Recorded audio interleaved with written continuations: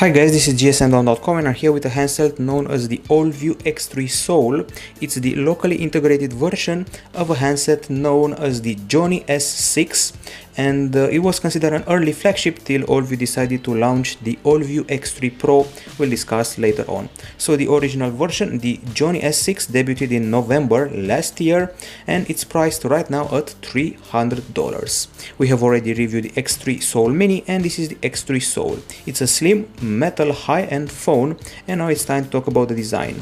So this model, the X3 Soul by Allview, is made out of metal in a proportion of 89%, has an unibody design and measures 6.9mm in thickness, exactly as the iPhone 6 if I'm not mistaken. It weighs 147.6 grams, which makes it slimmer and lighter than the Samsung Galaxy A5 2016, which is not a bad thing. It's a 5.5-inch device, it's a pretty long phone. One-hand usage isn't very comfy because of its length, but it has good grip and also a very solid build. It's a bit iPhone-like if you look at the back, and it also feels quite a bit like the Huawei P8 from last year. It's elegant, it's comfy, it has pretty narrow bezels for the screen, actually very narrow bezels, which are fine, and we have diamond cut sides at 45 degrees. Comes in black or gold, has pretty comfy buttons on the sides, and overall a nice, comfy and elegant design. Now as far as the hardware is concerned, I'm going to start off with the display. A very nice looking screen. It's an AMOLED made by Samsung, 5.5 incher, but the resolution is a bit of a bummer, 1280 over 720 pixels with OGS technology and Gorilla Glass protection. This panel we also saw on the Allview P8 Energy and Allview V2 Viper X. Too bad it's not a Full HD one, but let's check it out in action. Okay, so the usual test video is here, complete with a DTS sound option and a pop-up play-like feature, allowing us to minimize the video and make it play in a small window. Now let's discuss the screen itself. So the screen is very crisp in spite of only being HD, has vibrant colors, deep blacks and good brightness as well as wide viewing angles, has good contrast and can handle the sun quite good.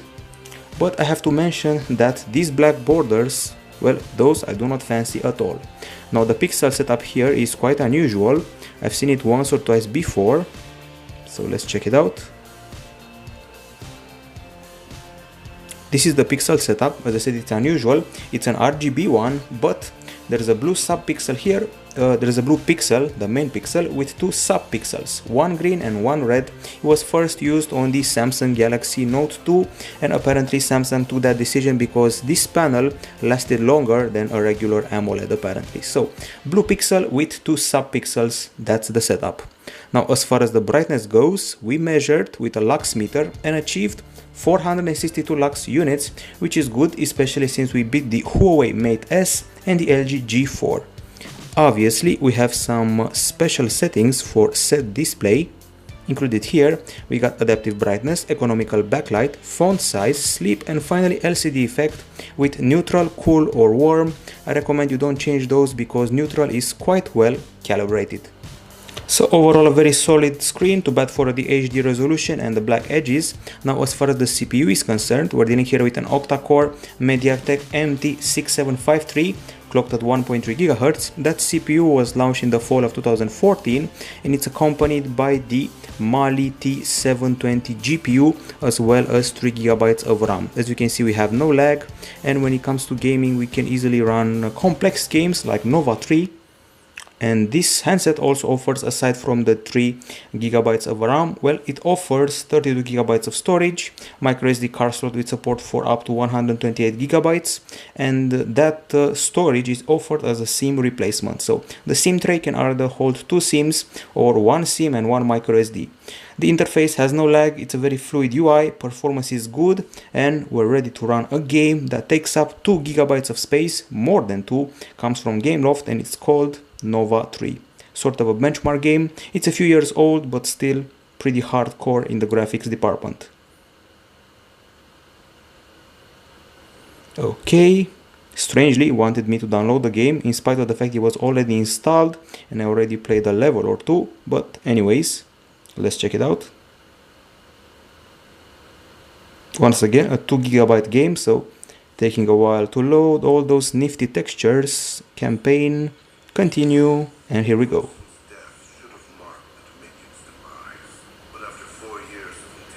I have to mention that this handset manages to beat the Samsung Galaxy A7 2016 in some benchmarks like Antutu 6, and overall it has modest 3D Mark benchmarks. It's below the Allview X2 Soul and UTOG Fury, for example.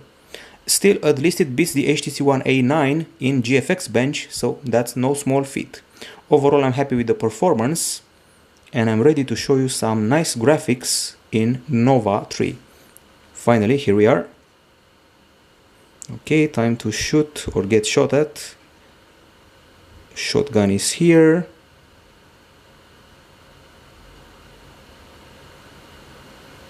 Okay, here we go. We can enter the building and zap some enemies. Put the shotgun to good work. Very nice looking effects, lighting effects. This one's dead. This one is also dead. Shopping for kills, another kill. Probably shouldn't use the shotgun at such a long distance.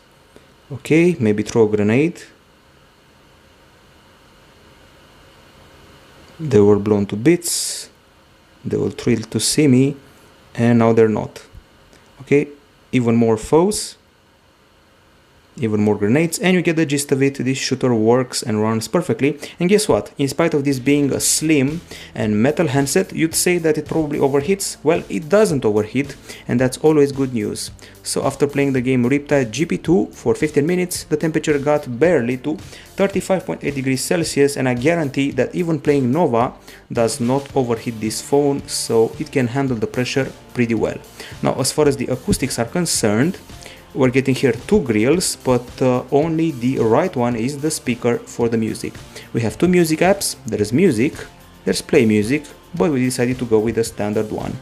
And we have quite a few options, like the equalizer here, with DTS option, various settings for various headsets, effects volume, sound modes, user-defined options, including a 5-channel equalizer, and that's pretty much it. I guess it's time to actually listen to a tune, or maybe two.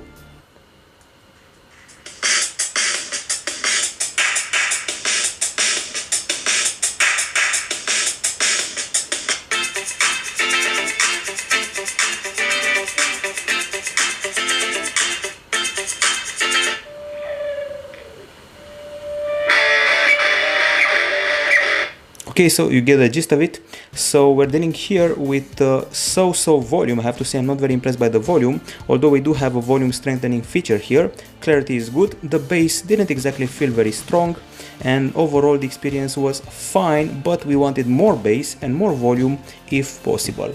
Now the headphones, if you've seen a review of a Gionee or Allview device before, well, you know what to expect. They have this small design. The small body you see right here, not elongated. They're comfy, they sit well in the ear, they're not very loud, they have an okay bass, and quite a big remote that sadly does not have volume buttons, sadly. We have FM radio supported on this phone, and we also did a decibel meter test that confirmed the fact this speaker isn't loud at all. So here we go, folder, and this one, and finally here we go, 78.2 decibels, which is not impressive, and it's below the Huawei P8 and the Evolio Neos, for example, but at least it beats the Samsung Galaxy A5 from last year. Time to talk about the camera. So at the back, 13 megapixel shooter with LED flash, face detection autofocus, f2.0 aperture, 0.1 second focus, and we also know the identity of the sensor is the Samsung S5K3M2.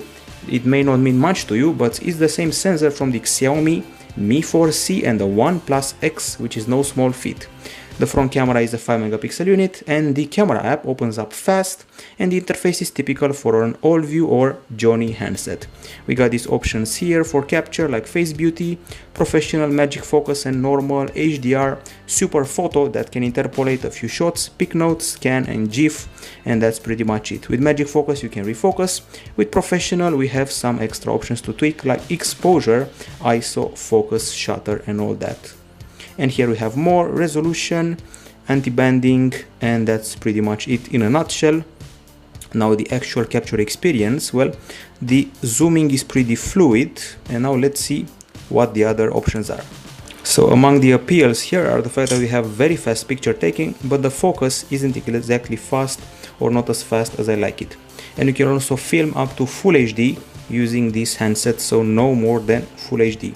Now as far as the gallery goes, we have taken 80 camera shots, both at day and at night, and we start off with the daylight gallery. It was a sunny day of March, and if you're patient to focus, you'll get some very good results and interesting textures of your landscape shots and close-up shots. There is the occasional blurred shot, but I'm very happy with the colors we got here and the clarity and the exposure. So everything is good. Even the selfie feels a bit okay, could have been less exaggeratedly white, as you can see right here, maybe a bit too white. Other than that, if you zoom into landscape shots, you'll see that there aren't too many details and the trees feel a bit blurry, for example, but we find the clarity to be generally okay. Panorama was rather modest, with a resolution of 46:56 and 11:68. We had some nice focus shots here.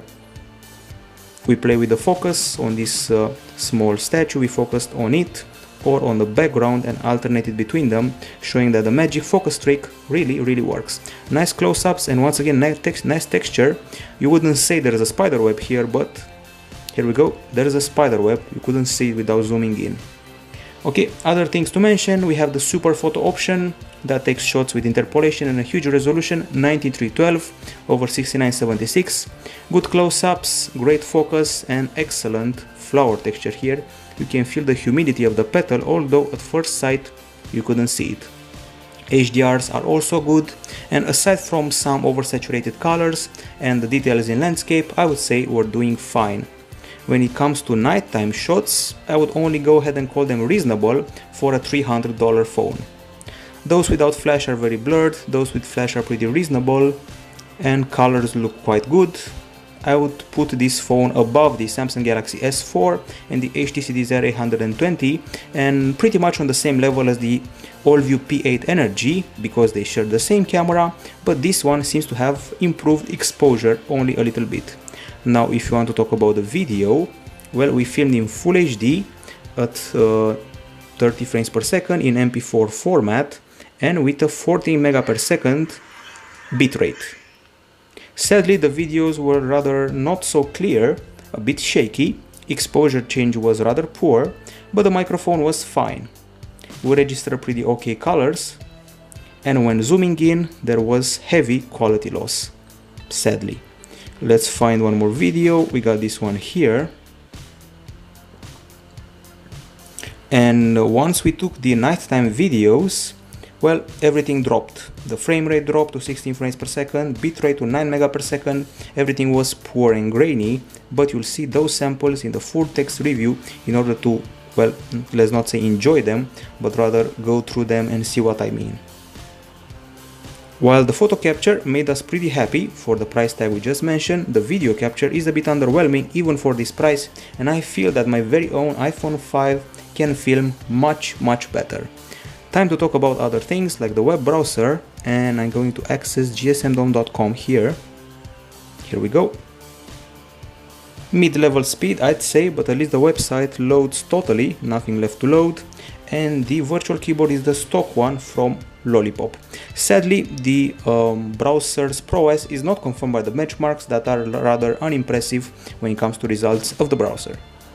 Now, as far as connectivity is concerned, let's see what we're dealing with here. So this model comes with 4G LTE support with up to 150 mega per second download speed. It has Bluetooth 4.0, Wi-Fi 802.11 BGN, Wi-Fi Direct. It has an USB Type-C port right here, dual SIM slots, hotnot, GPS and HD voice.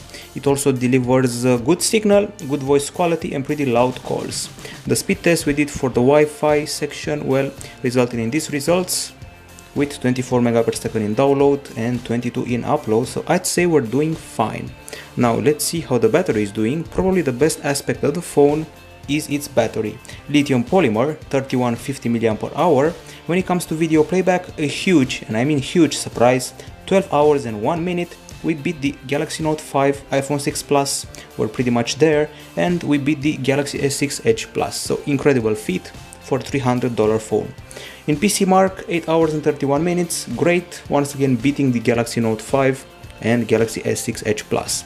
The charging requires 2 hours and 17 minutes and it's once again okay. Obviously, power saving features are included. You can find them here, like standby intelligent power saving.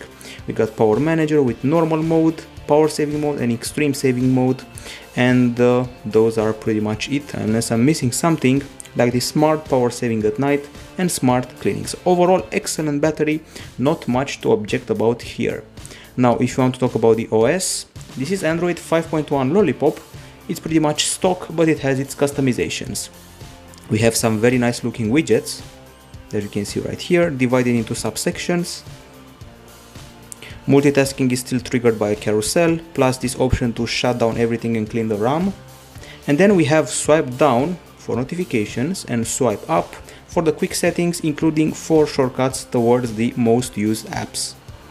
Now if you enter the settings area, you'll find the usual connectivity options, date and time, notification center, control center, power management.